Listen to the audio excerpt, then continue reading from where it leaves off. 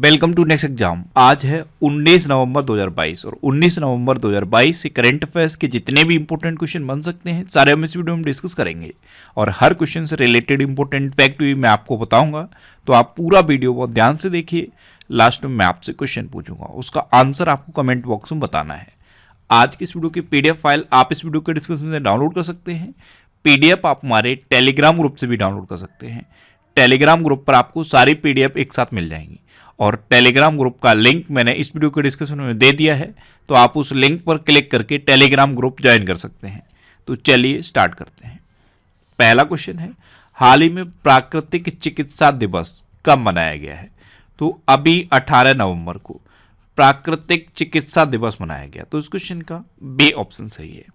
औषधि रहित चिकित्सा पद्धति के माध्यम से सकारात्मक मानसिक और शारीरिक स्वास्थ्य को बढ़ावा देने के लिए हर साल 18 नवंबर को प्राकृतिक चिकित्सा दिवस मनाया जाता है। अच्छा, 18 नवंबर को इस बार भारतीय सेना ने इंजीनियरिंग कोर का 242वां स्थापना दिवस मनाया है। 18 नवंबर को ही बाल यौन शोषण की रोकथाम के लिए विश्व दिवस भी मनाया जाता है। तो 18 नवंबर से रिलेटेड इतनी इंफॉर्मेशन आपको याद रखनी है। अच्छा, 1 नवंबर को विश्व शाकाहारी दिवस मनाया गया था। 7 भारतीय राज्यों का और 2 केंद्र शासित प्रदेशों का स्थापना दिवस 1 नवंबर को मनाया गया। ये 7 भारतीय राज्य कई बार मैं आपको बता चुका हूँ: केरल, कर्नाटक, आंध्र प्रदेश, पंजाब, हरियाणा, मध्य प्रदेश और छत्तीसगढ़। ये आपको याद कैसे करने हैं? जनरली केरल कर्नाटक हम सीक्वेंस में बोलते हैं, केरल कर्नाटक। आंध्र प्रदेश ये आपको याद रखना है कि कर्नाटक के पास में ही है आंध्र प्रदेश। अब पंजाब हरियाणा ये दोनों पास में हैं और मध्य प्रदेश और छत्तीसगढ़, मध्य प्रदेश से ही निकल के छत्तीसगढ़ बना है। तो इस तरह से थोड़ा सा आप माइंड मैपिंग कर लो, ये आपको 7 राज्य याद हो जाएंगे। और 2 केंद्र शासित प्रदेश कौन से हैं? लक्षद्वीप और पुडुचेरी। अच्छा, 2 नवंबर को international day to end impunity for crimes against journalist मनाया गया। 3 नवंबर को राजा राज चोल की जयंती मनाई गई। 5 नवंबर को विश्व सुनामी जागरूकता दिवस मनाया गया। 7 नवंबर को राष्ट्रीय कैंसर जागरूकता दिवस और शिशु संरक्षण दिवस मनाया गया। 8 नवंबर को विश्व रेडियोग्राफी दिवस और विश्व शहरीकरण दिवस मनाया गया। 9 नवंबर को राष्ट्रीय कानूनी सेवा दिवस मनाया गया। 10 नवंबर को शांति और विकास के लिए विश्व विज्ञान दिवस मनाया गया। 11 नवंबर को राष्ट्रीय शिक्षा दिवस मनाया गया। 12 नवंबर को लोक सेवा प्रसारण दिवस और विश्व निमोनिया दिवस मनाया गया। 13 नवंबर को विश्व दयालुता दिवस मनाया गया। 14 नवंबर को विश्व मधुमेह दिवस मनाया गया। 15 नवंबर को जनजाति गौरव दिवस मनाया गया। 16 नवंबर को अंतर्राष्ट्रीय सहिष्णुता दिवस और राष्ट्रीय प्रेस दिवस मनाया गया। 17 नवंबर को राष्ट्रीय मृगी दिवस, विश्व दर्शन दिवस और अंतर्राष्ट्रीय छात्र दिवस मनाया गया।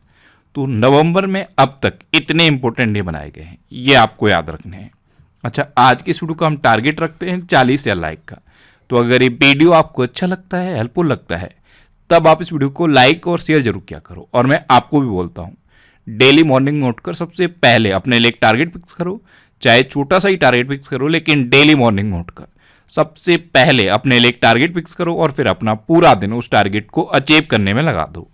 आपकी लाइफ ऑटोमेटिकली अच्छी हो जाएगी। नेक्स्ट क्वेश्चन है, हाल ही में ओएनजीसी के अगले प्रमुख के रूप में किसे नियुक्त किया गया है? तो अभी अरुण कुमार सिंह को ओएनजीसी के अगले प्रमुख के रूप में अपॉइंट किया गया। तो इस क्वेश्चन का सी ऑप्शन सही है। ये हैं बीपीसीएल के पूर्व अध्यक्ष अरुण कुमार सिंह और अब इनको ओएनजीसी के अगले प्रमुख के रूप में अपॉइंट किया गया है। अब ओएनजीसी यानी कि oil and natural gas corporation, इसकी स्थापना कब हुई? 1956 में। इसका हेडक्वार्टर कहाँ पे है? न्यू दिल्ली में। और अब इसके नए प्रमुख बनेंगे अरुण कुमार सिंह। अच्छा, अभी नीति आयोग के पूर्णकालिक सदस्य के रूप में अरविंद बिरमानी को नियुक्त किया गया है।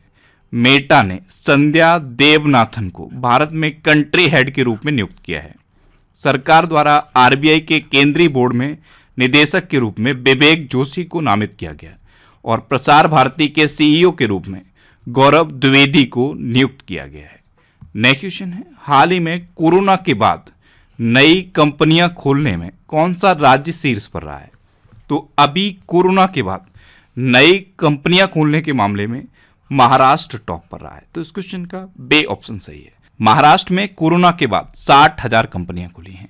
और दूसरे नंबर पर आया है उत्तर प्रदेश। उत्तर प्रदेश में कोरोना के बाद 23,000 कंपनियां खुली हैं। अब महाराष्ट्र टॉप पर है, तो ये है मैप में महाराष्ट्र। महाराष्ट्र की कैपिटल क्या है? मुंबई। महाराष्ट्र के चीफ मिनिस्टर कौन है? एकनाथ शिंदे। और महाराष्ट्र के गवर्नर कौन है? भगत सिंह कोश्यारी।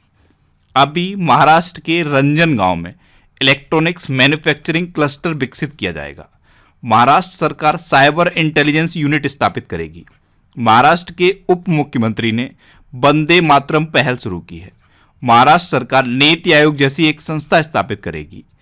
संपत्ति पूंजीकरण को डिजिटाइज करने वाला पहला राज्य महाराष्ट्र बना है। मारबत उत्सव ये महाराष्ट्र के नागपुर में मनाया गया। और देश की पहली electric double decker AC bus Maharashtra के मुंबई में शुरू हुई है। इतना आपको महाराष्ट्र के बारे में याद रखना है। नेक्स्ट क्वेश्चन है, हाल ही में किसे राष्ट्रीय पेंशन प्रणाली ट्रस्ट के अध्यक्ष के रूप में नियुक्त किया गया? तो अभी सूरज भान को राष्ट्रीय पेंशन प्रणाली ट्रस्ट के अध्यक्ष के रूप में नियुक्त किया गया। तो इस क्वेश्चन का सी ऑप्शन सही है। नेक्स्ट क्वेश्चन है, हाल ही में अब्बास मुंतशिर का निधन हुआ है। वे कौन थे? तो अब्बास मुंतशिर ये एक बास्केटबॉल खिलाड़ी थे और अभी इनका निधन हुआ। तो इस क्वेश्चन का बे ऑप्शन सही है। ये थे पूर्व बास्केटबॉल कैप्टन अब्बास मुंतशिर और इनको अर्जुन पुरस्कार से भी सम्मानित किया गया था। तो इनका नाम आपको याद रखना है। नेक्स्ट क्वेश्चन है, हाल ही में किस देश ने excellence in leadership in family planning award जीता है? तो अभी अपने देश भारत ने excellence in leadership in family planning award जीता। तो इस क्वेश्चन का बे ऑप्शन सही है। नेक्स्ट क्वेश्चन है, हाल ही में डॉक्टर सेबी आनंद बोस को किस राज्य का राज्यपाल नियुक्त किया गया? तो डॉक्टर सेबी आनंद बोस इनको अभी पश्चिम बंगाल का राज्यपाल नियुक्त किया गया। तो इस क्वेश्चन का सी ऑप्शन सही है। ये हैं डॉक्टर सेबी आनंद बोस और अब इनको पश्चिम बंगाल का नया राज्यपाल अपॉइंट किया गया है। अब पश्चिम बंगाल, तो ये है मैप में पश्चिम बंगाल। पश्चिम बंगाल की कैपिटल क्या है? कोलकाता। और कोलकाता किस नदी के किनारे स्थित है? हुगली नदी के किनारे स्थित है। पश्चिम बंगाल की चीफ मिनिस्टर हैं ममता बनर्जी और पश्चिम बंगाल के अब नए राज्यपाल तो यही बनेंगे, डॉक्टर सेबी आनंद बोस। अच्छा, पश्चिम बंगाल की लक्ष्मी भंडार योजना को स्कॉच पुरस्कार मिला है। बांग्लादेश फिल्म महोत्सव के चौथे संस्करण का उद्घाटन कोलकाता में हुआ। भारत की पहली अंडर वाटर मेट्रो का उद्घाटन कोलकाता में किया जाएगा। अंतर्राष्ट्रीय समुद्री भोजन शो की मेजबानी कोलकाता करेगा। और एशिया का सबसे पुराना football tournament Durand cup Kolkata में आयोजित हुआ है। नेक्स्ट क्वेश्चन है, हाल ही में यूरोपीय वर्क काउंसिल की स्थापना करने वाली पहली भारतीय कंपनी कौन सी बनी है? तो यूरोपीय वर्क काउंसिल की स्थापना करने वाली पहली भारतीय कंपनी बनी है विप्रो। तो इस क्वेश्चन का बे ऑप्शन सही है। अब विप्रो बनी, विप्रो की स्थापना कब हुई? 1945 में। इसका हेडक्वार्टर कहाँ पे है? बेंगलुरु में। इसके प्रेजेंट टाइम पे चेयरमैन कौन है? ऋषद प्रेमजी। और इसके प्रेजेंट टाइम पे एमडी एंड सीईओ कौन है? Thierry Delaporte. कौन है? Thierry Delaporte. नेक्स्ट क्वेश्चन है, हाल ही में किस राज्य सरकार ने स्वतंत्रता सेनानियों की पेंशन को दोगुना करने का फैसला किया है?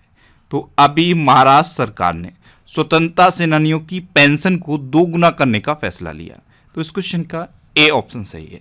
एक्चुअल में महाराष्ट्र में अभी तक स्वतंत्रता सेनानियों को 10,000 रुपये पेंशन मिलती थी।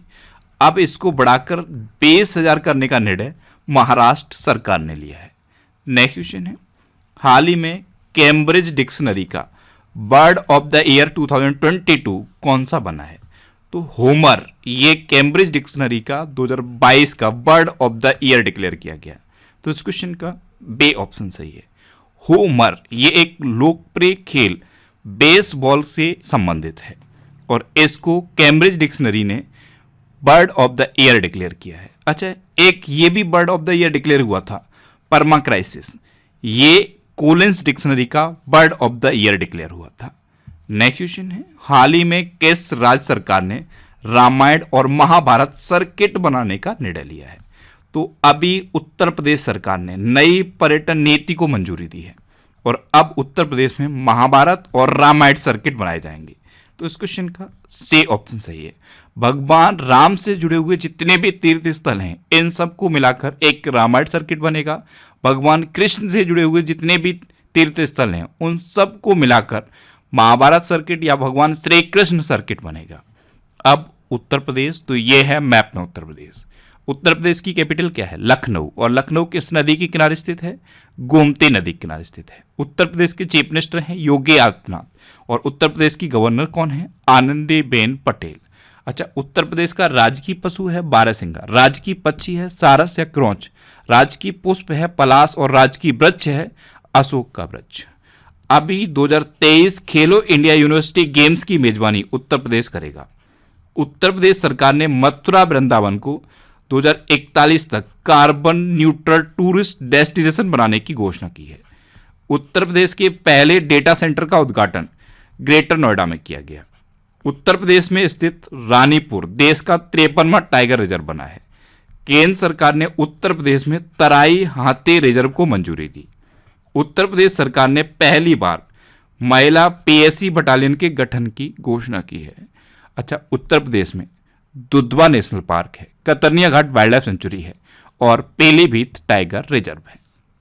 नेक्स्ट क्वेश्चन है, हाल ही में बंडारू बिल्सन बाबू किस देश में भारत के राजदूत नियुक्त हुए हैं?